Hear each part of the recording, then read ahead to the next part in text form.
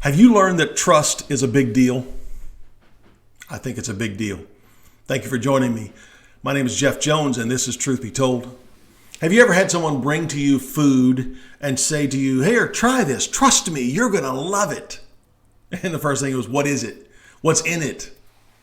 Do you remember the first time you gave the car keys to your child who is growing up faster than you want them to go somewhere on their own after they've gotten their license? You were being forced to trust them. That's not easy to do. It's a big deal. For the past year, we've been asked to trust that the masks will keep us from the virus. Now we're being asked to trust that the vaccine will stop the virus, but not have lasting negative impact.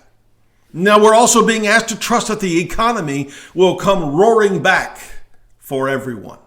Did I say that trust is a big deal? Trust is a big deal.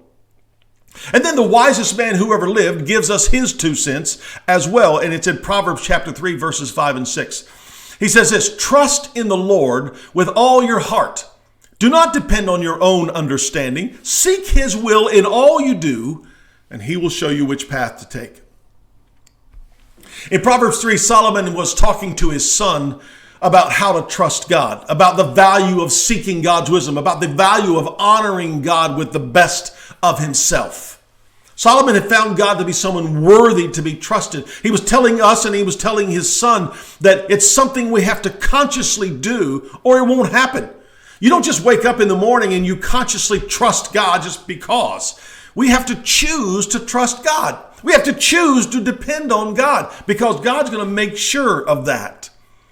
To trust in the Lord, the word trust literally translates to lie helpless, to lie face down. It kind of pictures a servant who is waiting for the master's command in readiness to obey, or a defeated soldier who is yielding himself to the conquering general.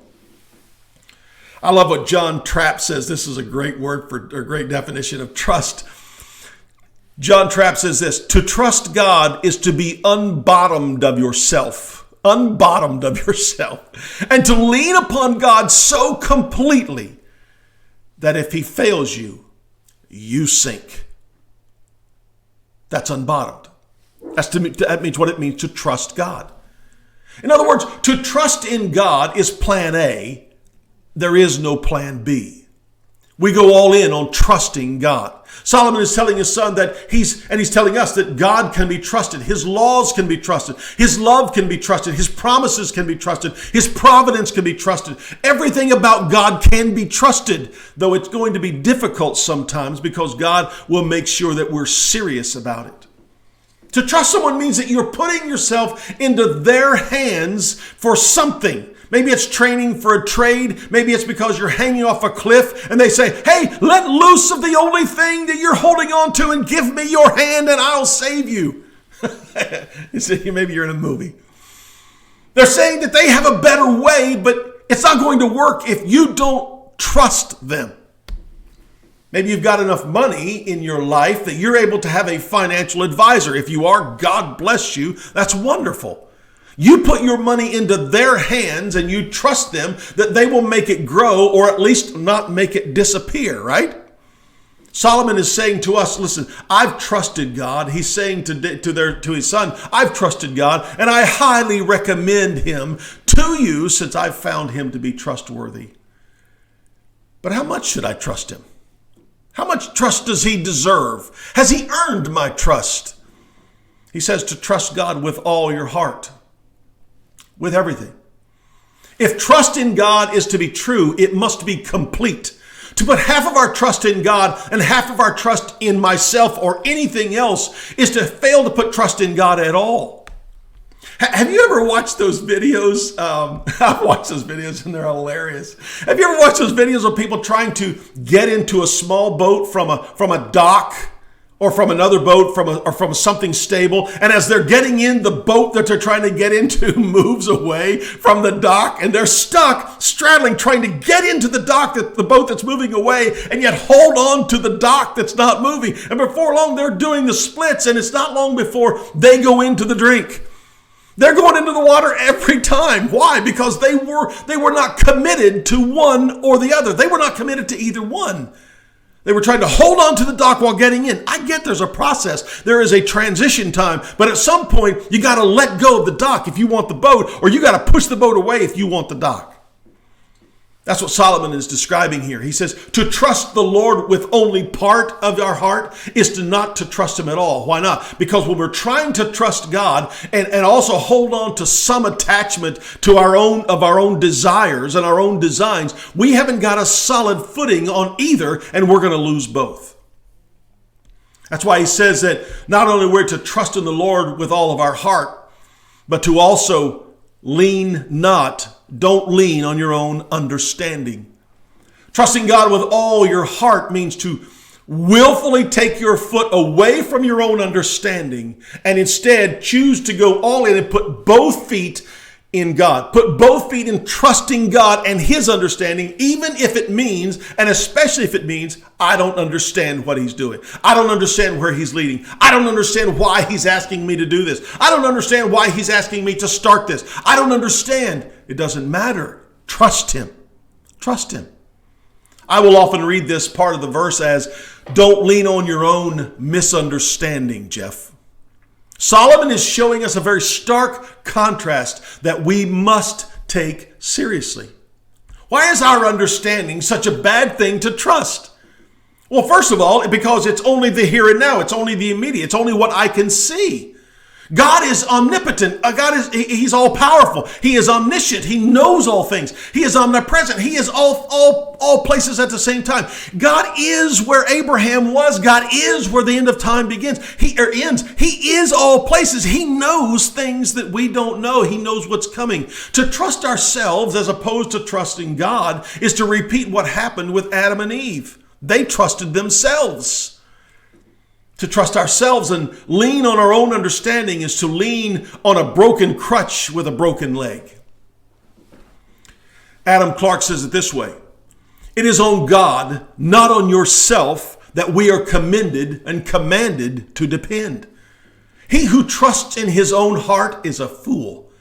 Self-sufficiency and self-dependence have been the ruin of mankind ever since the fall of Adam. The grand sin of the human race is their continual endeavor to live independently of God. Boy, have we got a problem with that today or what? Then he says that once we've gotten all of our weight resting squarely upon trusting in God, even when we have no clue what's going on or how he's leading, it's then that we acknowledge him in all of our ways. Trusting God with all of our heart means to honor God, to acknowledge him in everything we do. It's a choice to submit to God in our everyday life and conduct. It's a choice to practice the presence of God in the regular and sometimes mundane areas of our lives. To acknowledge God in all your ways is looked at in James chapter 1, verse 5. It means to live in constant search for his wisdom. Are you constantly searching and asking God for his wisdom? James 1:5, if you need wisdom, ask our generous God and he will give it to you. He will not rebuke you for asking.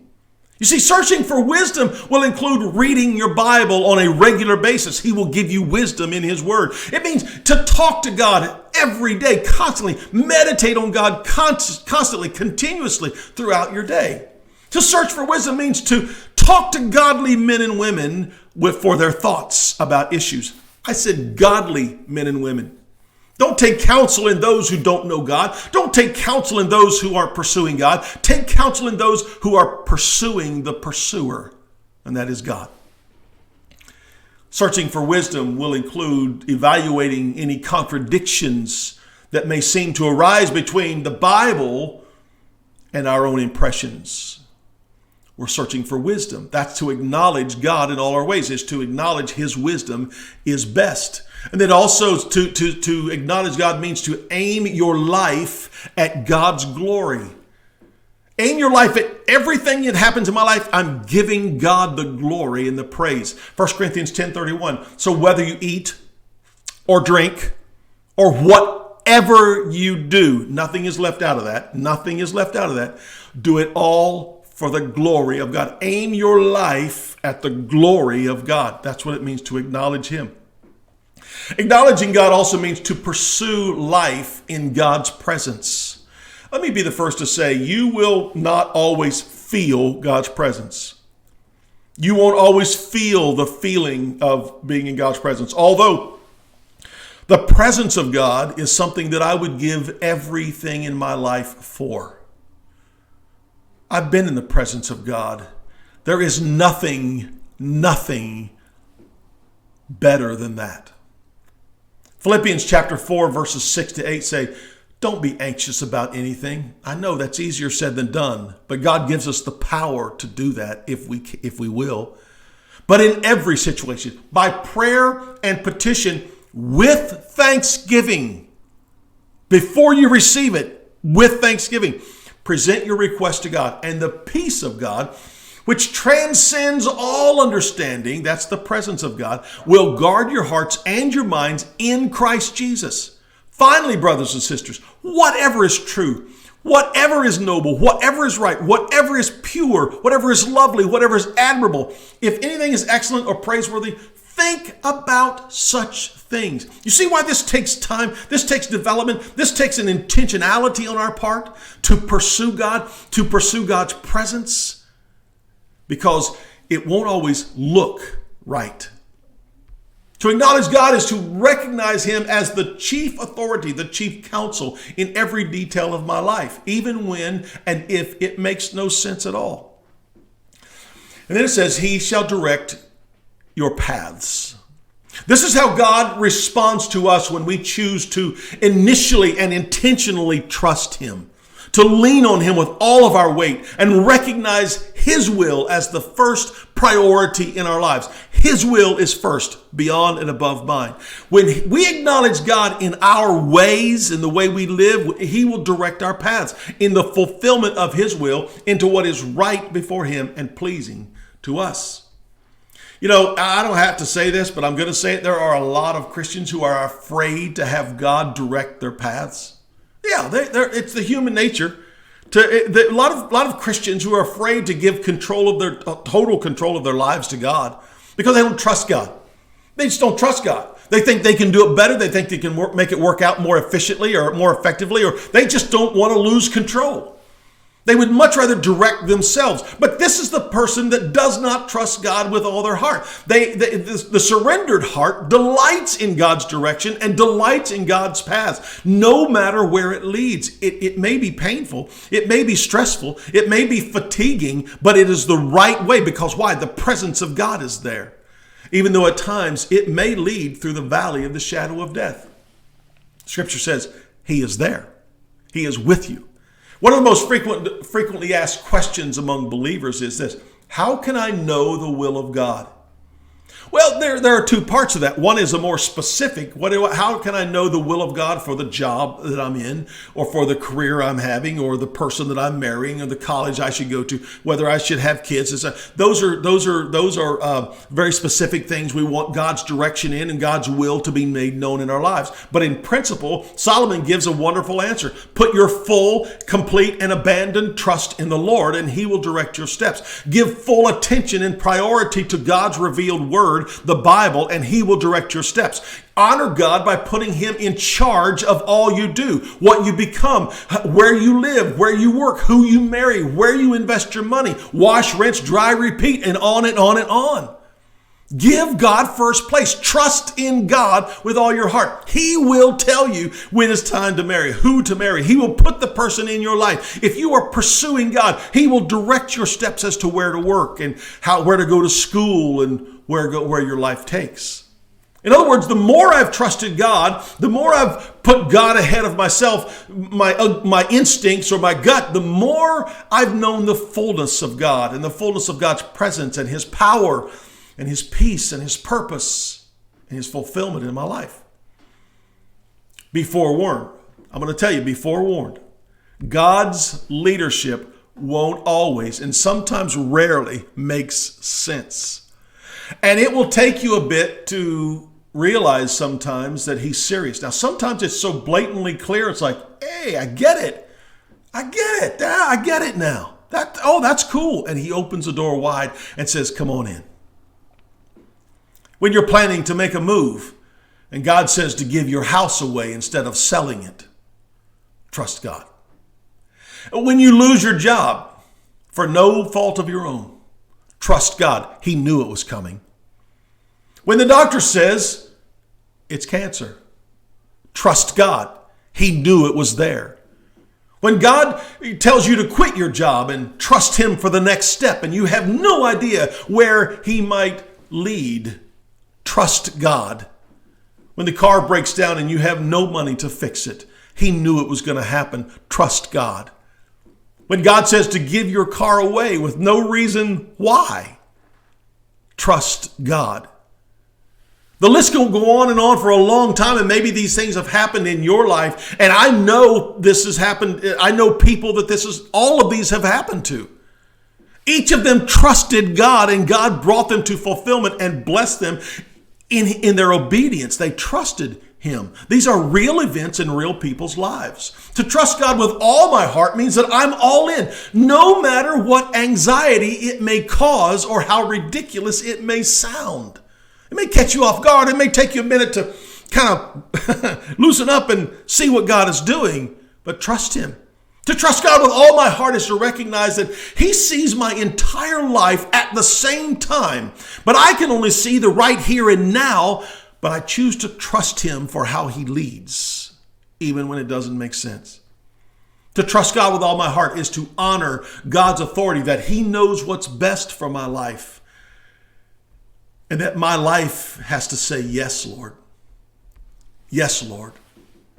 It can be extremely difficult when you're on the ropes. I'm going to just say this by experience. Sometimes when you're on the ropes and blow after blow begins to rain down and land in some vulnerable places.